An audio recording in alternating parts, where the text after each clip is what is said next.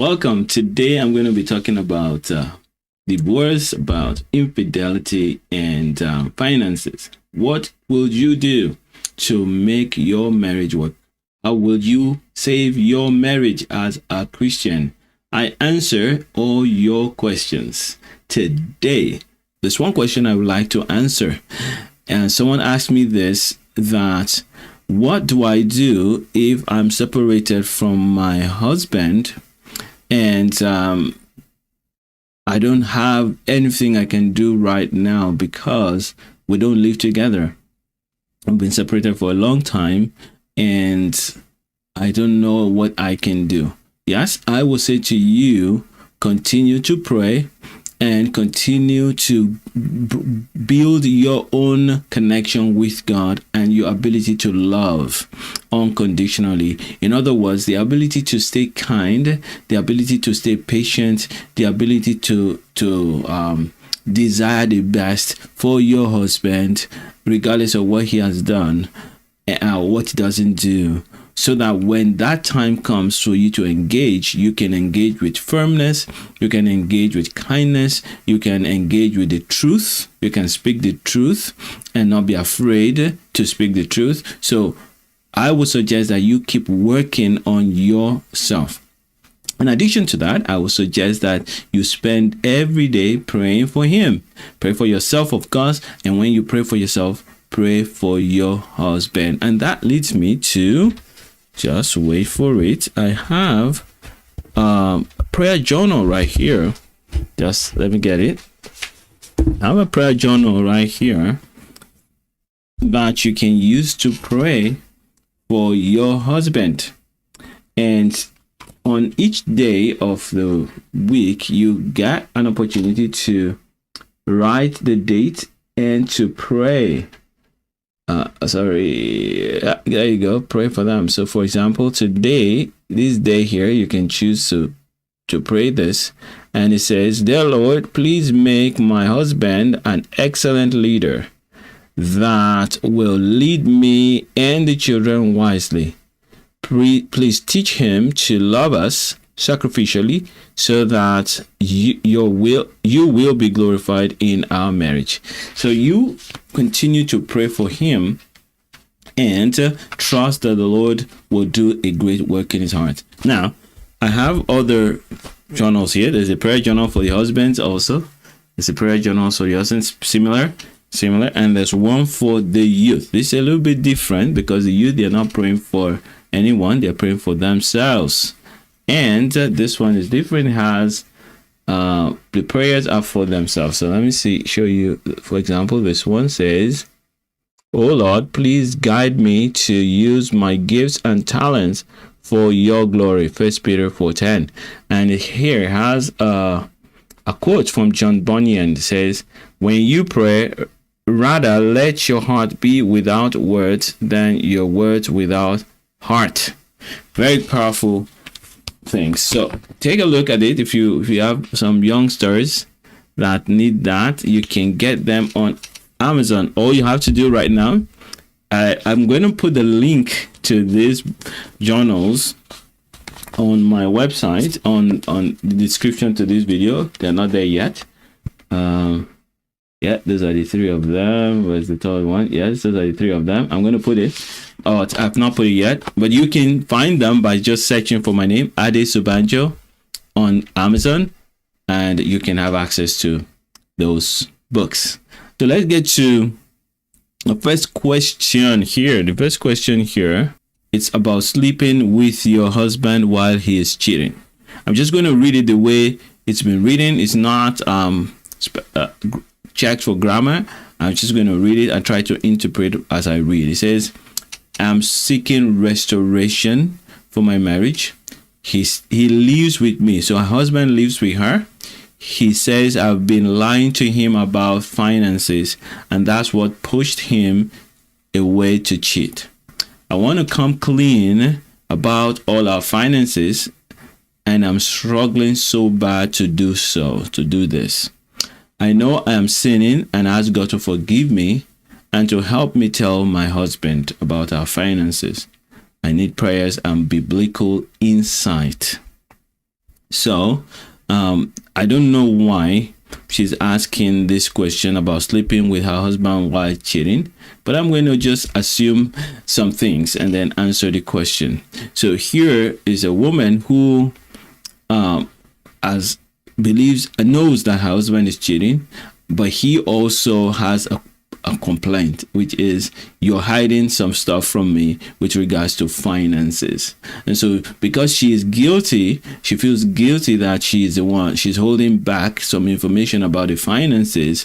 She's also wondering what to do with him when she knows that he's going around with other women and is cheating on her. Confessed it and says the reason why you're cheating is because you're not coming through clean with finances, and these are children of God. So I want to say to you right away, I don't want you to feel as if I'm judging you or as if I don't care. I do care about you, and because you are a child of God, I want to tell you the truth. The truth is both of you are not following Jesus properly. In fact, when I see this kind of questions or behaviors, I want you to take a look, examine yourself to see if you're really in the faith. Check if you really love God. Check if you really fear God. And if you do, then you're simply struggling in that area of finances, which is you don't trust that God is going to help you, or you don't trust your husband. So the reason why I say you need to check your faith is because sometimes we do like to do things the way God wants, but we don't have this clear revelation of God's presence. And we do like the way church teaches, the morals of church and everything. And many people do. They are religious like that. They follow the rules of the church and all that, but they don't really have a clear understanding that Jesus Christ resurrected from the dead and he's alive and is present with them at all times. That being said, let's talk about your issue now, finances. How do we deal with finances in the home? I don't know the situation here. Is it that you're hiding finances, hiding some income? And I want to know why. Is it that you're giving money to somebody? I want to know why. What is it that you cannot tell your husband? Most times, it is hiding details of income from the spouse so that they don't waste it. If that's the case, yes, I understand your fear. You may be saying, if I tell him now that I have an extra $2,000 that comes in every month, then he's going to plan for it and we're going to waste it and we're not going to have the safety net.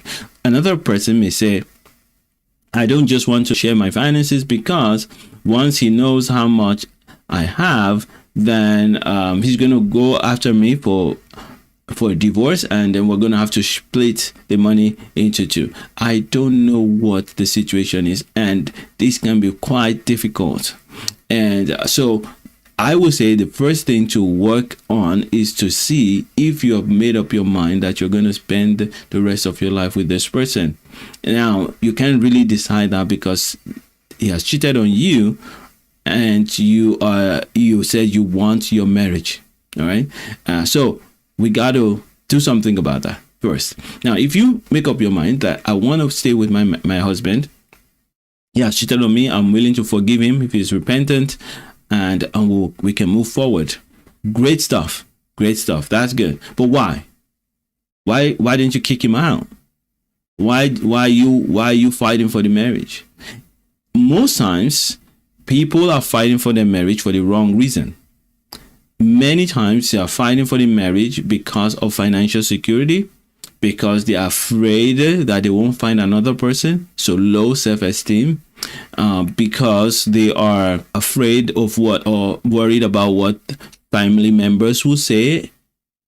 And all of these reasons, they are reasons, but they are not the best reasons.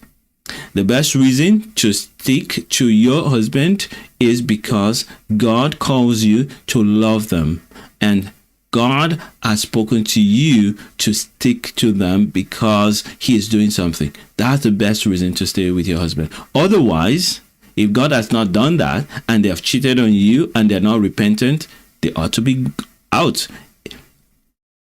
Infidelity and continuous infidelity and a desire not to be in a marriage is a good and valid reason to break a marriage. You need to know that. You need to know that. As a pastor, I will not encourage someone to divorce their husband or their wives, but I will stand with you any day to tell you that if your husband says, I want to keep cheating, I don't want to fight for my marriage, and they're unfaithful, you should kick them out. You may stay separated for a while and to see if they will repent, and then if they don't feel like repenting and they still continue, you have a right to divorce them. The only thing I will say to you as a pastor is don't rush into that, because when God deals with them and they repent, you may have a better marriage than you can ever imagine. So instead of rushing into the decision, let God guide you. Let God guide you. Don't take your action because they failed. Don't take your action because they cheated on you. Take an action because God spoke to you. All right. So if you want help and you believe that I can help you and you want to connect with me, then all you have to do is go to adesobanjo.com/chat. You can book a 15-minute call with me. It's free. And I will be happy to connect with you over Zoom so that we can look at your situation and I can suggest what you need to do. And if you would like to just download my cheat sheet on how to rebuild friendship, then go to adesobanjo.com/friends. Or if you want to join my masterclass where I show you 5 things that you need to do, all of this you can find in the description. You have all sorts of resources that you can tap into on this channel. I want your marriage to work. So do what it takes, and the Lord will reward you with a beautiful, joyful, fruitful, robust marriage.